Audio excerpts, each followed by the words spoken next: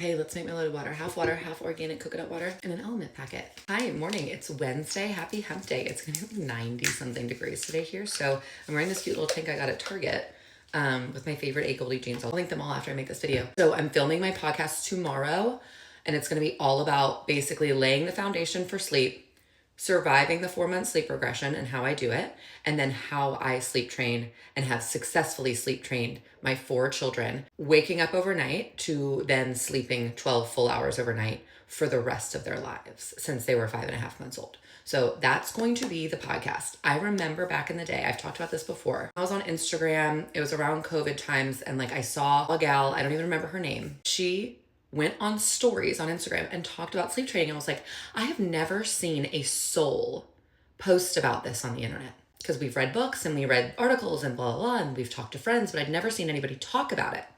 Talking about sleep training is so fucking important. And I'm just happy that I have a space here on the internet to do it. I wouldn't have been able to have 4 kids in 6 years if my family didn't happily sleep overnight. My mental health wouldn't have been able to do it. I couldn't have 4 kids in my bed. I couldn't. That's me. Remember that everything that I'm talking about is with respect to me. I genuinely, and I mean this, I'm gonna say it with my whole chest, I don't give a fuck what anybody else does with their kids. Sleep with them, don't sleep with them. Nurse them all night long, don't nurse them all night long. I don't fucking care. I'm here to tell you what I did and how I feel like I have a really good grasp on my day because all 4 of my children sleep all night long and go to bed happily and wake up happy. That's what the podcast is going to be about. I'm loving posting the motherhood cheat codes videos. It's so fun to think about all the little systems I have in place that make our lives run smoothly.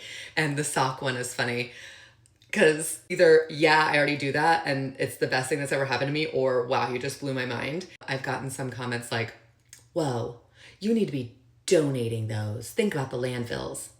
Lady, who wants my kids' used socks that are black on the bottom and have holes in them?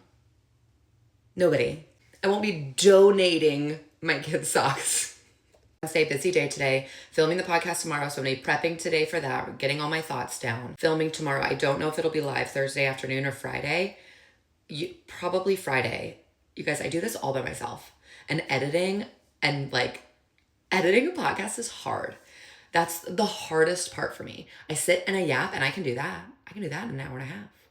The editing that goes into it is what takes me alone a very long time.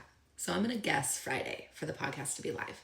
So I ran into a friend yesterday at Trader Joe's and she was like, what do you put in your kids' lunches? And I was like, oh my God, the basics. It's like a 90s lunch. I don't do anything crazy that you see on TikTok. They get a main dish, which is a sun butter and honey sandwich or peanut butter and jelly sandwich. They get something crunchy, usually pretzels or goldfish. They get a vegetable, usually carrots or cucumbers. And they get a fruit, usually apples or grapes cut up. Apples, the way to make them so they don't go brown is to rinse them underwater. I know that you can do lemon juice or lime juice. I'm not doing that. I'm not cutting open a lemon to do that. And I don't keep canned juice in my house. The trick is this. Rinse them underwater to get all of the sticky juice off of it because it's the sugar that makes them turn brown. Pat them really good dry and then put them in their lunchbox. I promise they're still crunchy. They're not brown and they are still juicy even though you're rinsing off the juice. That's the way, that's the trick to send apple slices with your big kids in their lunchbox. This is a sweet treat. If I don't have anything, I'll put a couple chocolate chips in there. But I went to Trader Joe's yesterday, so I had the dark chocolate peanut butter cups. Main dish, crunchy, fruit, vegetable, and then something sweet. And that's their lunch. I'm not doing anything crazy because guess what? You're looking at a gal who ate a peanut butter sandwich every single day from K through 12 and turned out just fine. Gotta go.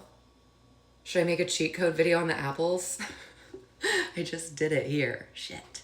Have a busy day. Preschool drop-off, calls, appointments, preschool pickup, lunch, naps, more calls, sports, dinner.